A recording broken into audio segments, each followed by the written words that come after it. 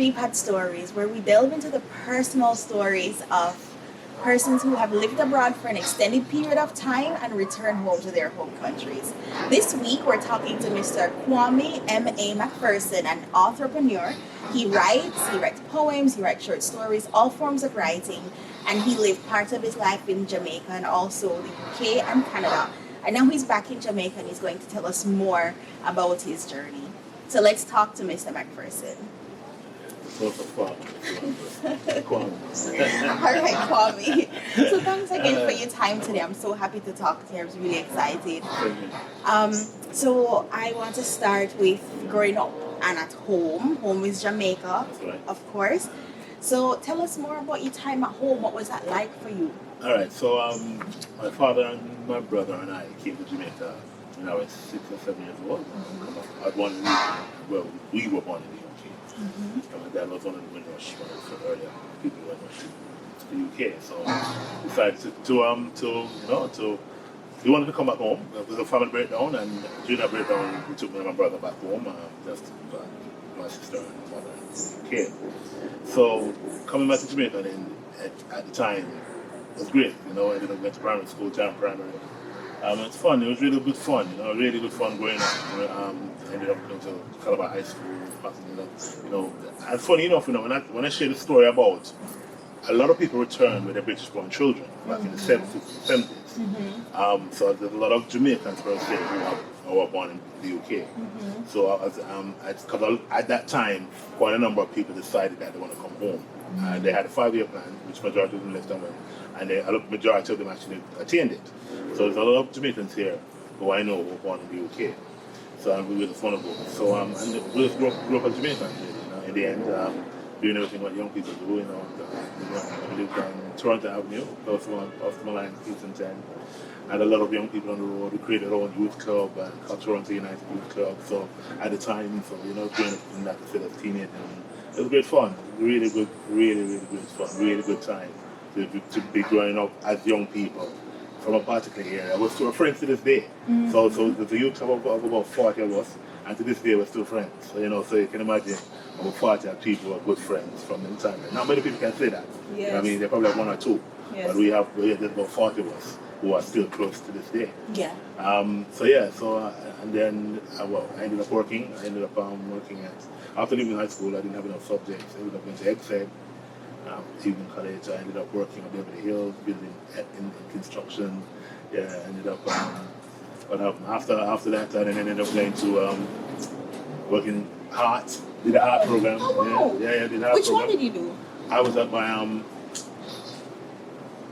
Crossroads. Yeah. What area? Administration. Oh, very nice. Yeah. So by Torrington Road. There used to be the car used to be able to Torrington Road. Torrington, yeah. So at the time, I ended up in art administration. Ended up getting a job on Caribbean Briders. Yeah. So I ended up working at Caribbean Briders out there when the Caribbean Briders was That's on going towards on the road, South Camp Road. Wow. So worked there for a while, which was good fun. That was good fun.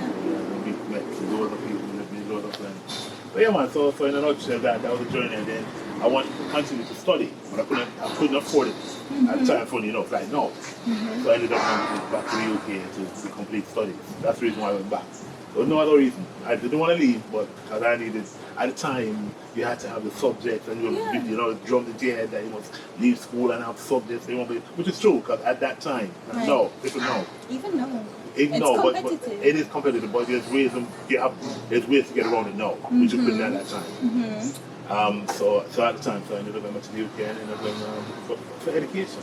Yeah. And then whilst there, I said, since I'm here, let me travel, and that's exactly what I did. I did loads of jobs and stuff like that. So it was an interesting journey. I can see that. I didn't know you had so many jobs. So the Kwame I see here today, I didn't know that you would have worked at Kwame. I didn't know you would have done HEART, which are formative things here in Jamaica. So in Jamaica, HEART is a national program that allows young people to train into careers. So they have administration, they have skills. It's a popular pathway to to trade. Welding, painting, I think it's an mechanics. awesome program. It's an amazing program. And now, actually, factually, they're free. You can do certain levels for free. Anyone in the country. Yeah. So, thank you for telling us more about that. So now we're in the UK. Yes. So you left as a young person. Yeah, young adult. A young adult. How did you feel a lot of? I knew you made a decision for your betterment for education, but was it hard to leave at the time? Yes, it was. Yeah. I cried. I bawled. Yeah. I didn't want to leave.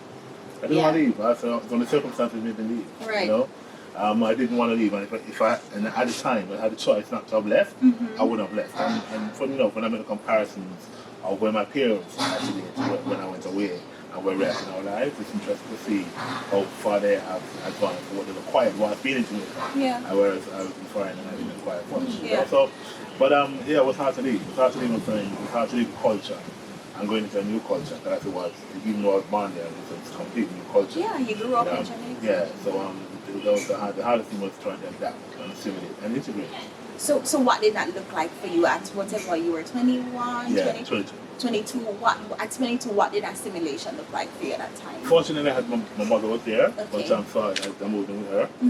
I ended up working in a 24-hour store called 7-Eleven, which is still in the States. It wasn't in the UK at the time, but not anymore. And I ended up getting, because job work was easy to get. You know, the work was really easy to get. But prior to me getting the 7-Eleven job, I had applied for civil service, you know what I mean? But they said that it's going to take about 6 months for the public application. It was 3 months for Friday. Okay. So I said, but I still needed to work. So I ended up working in 7-Eleven. And at the time when I reached the UK, that's when they had a lot of social unrest. You know what I mean? A lot of police brutality, a lot of angst between young black men and police.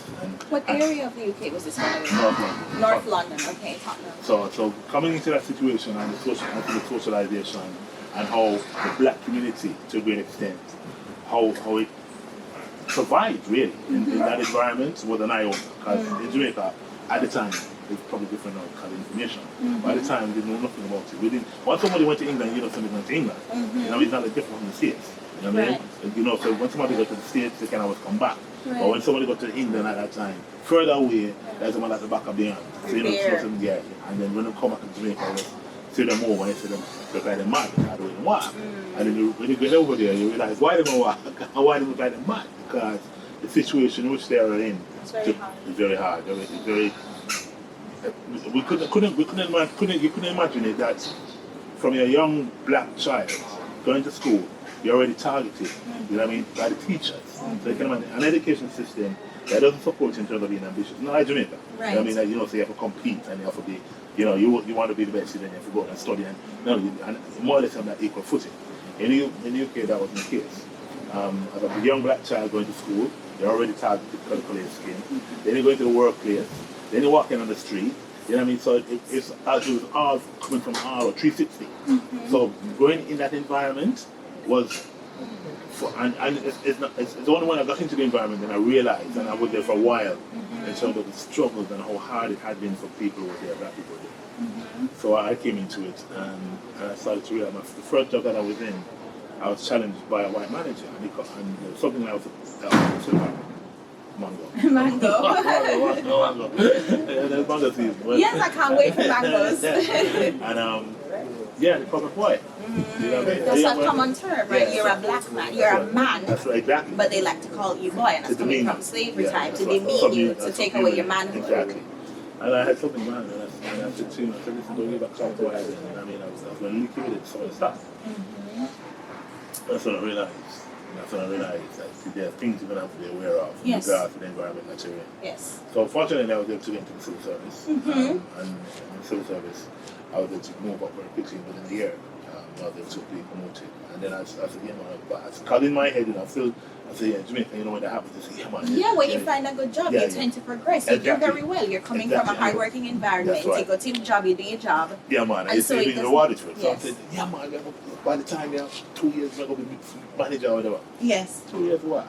Then I started to, then when you started to, you do the job constantly. I think I was there for 3 years, 4 years. And every annual assessment, there was something that was to be done. So I was fine. I was doing a half-yearly assessment. And I said, yeah, man. So I got the training for it, and then, yeah, man, got a promotion every single time. When I started to realize that, oh, this is how they stop you from progressing, from moving. They add something each time. Each they time. move the goalposts. Exactly. And then when you look at those around you in terms of going for a position of seniority and decide to say what's right. Yes. You know, and I said, okay, fair enough. And then I said, all right, I'm going to do it. I'm going to move to another job, but stepping up. And that's exactly what I did. I see. And I applied for another job. Got a job with a housing association, what they call a housing association.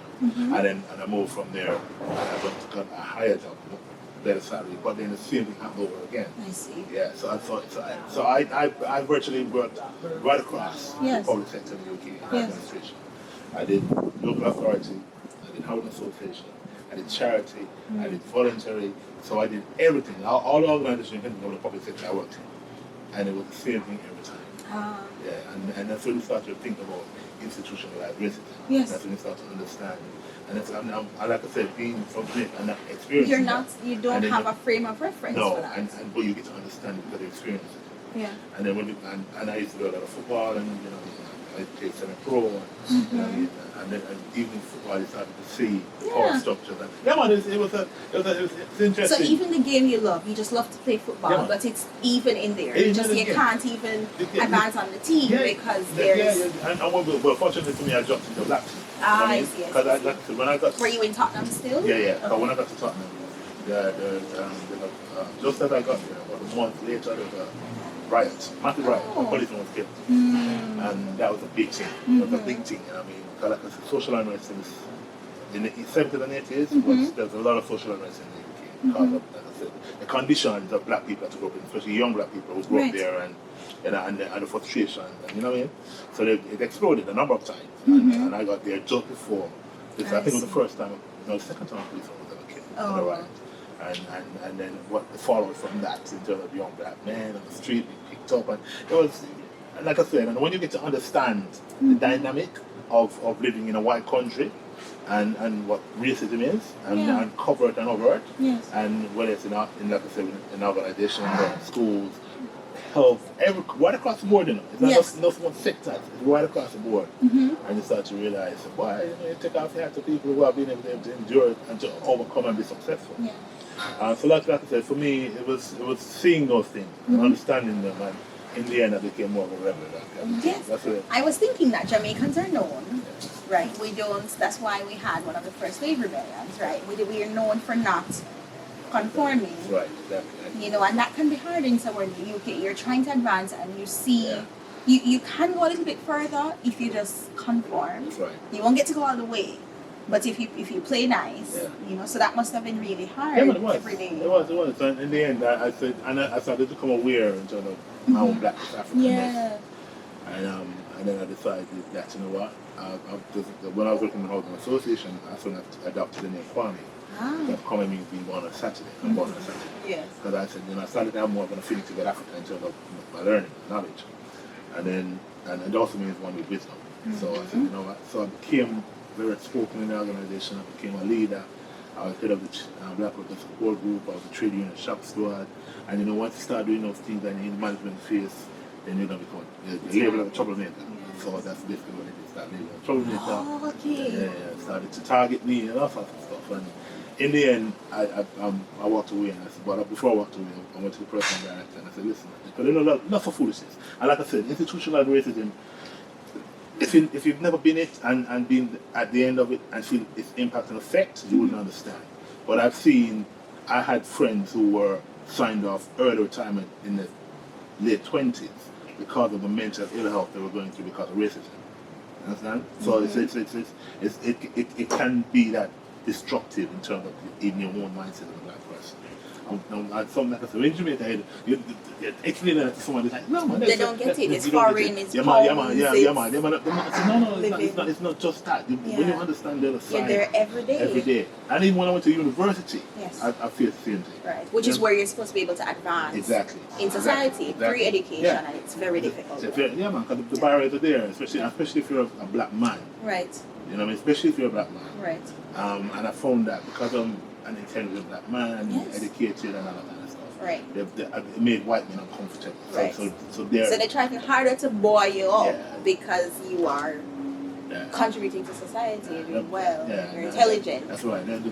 What can they do about and that? historically, white men never like that man who were like that. You know what I mean? I see. So yeah, so it plays out. Yeah. And like I said, I was fortunate enough to start to learn about that because in Jamaica I didn't at the time. You never learned. It wasn't learning. You didn't learn about Africa in the way that we in terms of really knowing and understanding what it means and meant. Yeah. And then I got redundancy because I asked them for redundancy and gave me lots of money and I walked away. And I went to another job. Well, I went to a volunteer organization and then found myself another job after that. You know? Okay. Yeah. So I had to find ways of, because you see, I couldn't get a reference from that organization. So I couldn't overplay. So I ended up going to a volunteer organization, working for a while, getting a reference from them, and then moved on. So you had to know how to do it. Yeah. It's at the time, and I could give noise, but it's more sophisticated now. You know, in terms of the whole element. It can't be as basic because everyone's advanced. So it takes a different form. It evolves. Exactly, it evolves. And it's evolved now. You know, it's evolved even more. Yes. And if you don't recognize it for what it is, then you think it's, you know, but it's more evolved. So after those experiences, I decided that I ended up in one after a local authority as a last organization. And again, what happened was, and I walked in that final job, like I said, I was 30 years in administration. I mean, you couldn't tell me about administration. I said the processes and procedures, none of that, policy, all that kind of stuff. And the last job that I had was in a local authority. And I'm pretty senior position, a very senior position. And I remember, but it was also very stressful. So I had blood pressure and all that kind of stuff. The stress that came with the job. Mm-hmm. And then one day I remember, I didn't have my line supervisor, they had to come to somewhere else. And I stayed at a clinic, and she was the one who got up very well. And then what happened was, I remember going to talk to her every morning, and I called in to let them know I would be late because I went in the hospital. I've been through like high blood pressure and everything, you know, swollen ankles, all that kind of stuff. So I called in and left a message on the voice. And when I got in the morning, the deputy director was my supervisor. And I remember her saying to me, "Oh, Michael, can I see you for a minute after the meeting?" Because what I used to do, I'm committee secretary, so it's almost like having a parliament here, and I'm managing the forums and managing all the paperwork and that kind of stuff, for councillors and all that kind of thing. So it's pretty high up job. And I said, "Yeah, okay, no problem about it. Pauline, I'll see you after I finish my meeting." So she didn't ask me how I was, remember, You're coming from the hospital? Yeah, coming in later. So first thing she says to me, can she see me in a meeting? After a meeting. She never asked me how I was, not like that. So after my meetings now, after I did the military tick and everything else, and came back to the office, she says, "Okay, can I see you?" I said, "Yeah, no problem." First thing woman said to me, the very first thing as soon as I sat down, she said, "Michael, this seems to be a pattern with you." Oh. She said, "When Claire was here, you used to go to the hospital on a regular basis, right?" And I said, that's the first thing she said to me. She never said to me, "How you doing? How are you? How are you? How you feeling?" Right. Not like that. First thing no one says to me, that this is a pattern with you. And I said, "Give me a call." I said, "I don't go to the hospital because I go there." I said, "I go there for a reason." Right. You know what I mean? I said, I called her, left a message. And she said, "Oh, yeah, and the white people have a way of smiling in the face and make you feel everything's all right." And she said, "Okay, can we have something on file from a doctor to say if anything happens going forward, we know why?" I said to myself, "What? How did?" I said to myself, I said, "Pauline, you know what? Yeah, man, I'm gonna do that, and I'm gonna go to the doctor today, and by tomorrow you'll have something that I can get to you and put on file." I walked straight out the job. I didn't go back. Yeah, I didn't go back. I said, if you're saying that to me, that you don't really value me. Right, as a person. Yeah, because you could be falling. You don't know what prognosis. Yeah, you could have got something. Everything. I said, and I must go to my doctor, come and give you something to put on file so that you can hang me. I said, "No, sir, I didn't go back." I walked straight up the top. And that day, that was June 2011. Wow. I didn't look back. Wow. I said, "I don't know what the hell I'm going to do." So is that when you transitioned into writing? Yeah. Because writing was happening before, but it was a hobby. Yeah. It was a hobby. It was a hobby. Yeah. Wow. Yeah. And so, what did that process for you? Because in one of your books, you've written about your depression. Can you tell what's the complete title of that book? My day with depression, from mental uncertainty to self-fulfillment. Yes, you can find us on Amazon. Yes, you can. And so now it's a full-time job. What does that look like for you? Like, how did you even know you wanted to be a writer? I didn't. Yeah. But I had continued writing. It was a hobby. Yeah. So I entered competitions. I mean, I started with poetry. I won, awards and stuff like that. And one day I said, let me try. And this is why I started working. So I didn't want to go to university because I went to college and university. So I was doing this. I said, let me try my hand at longer prose. And so I started, and I think the first competition I got an award for was Heinemann. Heinemann was a big publisher back in the day. Yeah, they still are. Yeah, they are. And I think they do educational books. They do textbooks, yeah. But they used to do a lot of creative stuff back in the day. And I won an award with them. I got one as well. It was first synopsis. And I said, well, okay. And I started doing longer prose and I just started writing stories. But I was still doing a lot of poetry and I did a lot of personalized poetry. So someone could come to me and say they want a poem for their loved one and I'd write it and get a card and paste it. Yeah. Oh, that was having good business back then. Yeah, Okay, so you're writing prose and then but you started winning awards. You're a multi-award winner. Yeah. Does that, it builds confidence and so you keep going. Is that kind of how it went? As you were making awards, or did you just know I want to write for the rest of my life? Or no, that revelation came when I went through my depression. Yeah, 2006. I see. Because like I said, up until that point, it was a hobby. Yes. Up until that point, and whilst I was going through that transition, I was glad because I was in a part of the place that I had, and I needed to. And sometimes you have to go through an experience that takes you from where you are to where you need to be. Yes. And going through that experience whilst I was in Canada is what happened. I see. When that happened, something came to me and said, what is it that you're good at? That other people enjoy. And I said, writing. And I said, that's literally how it started. The voice, that's something something said. So, writing. It's the thing. So tell me, so I know you tried to go back to Jamaica. You always knew you wanted to go back. Yeah. And you tried to go back in the 96. Yeah. And what happened?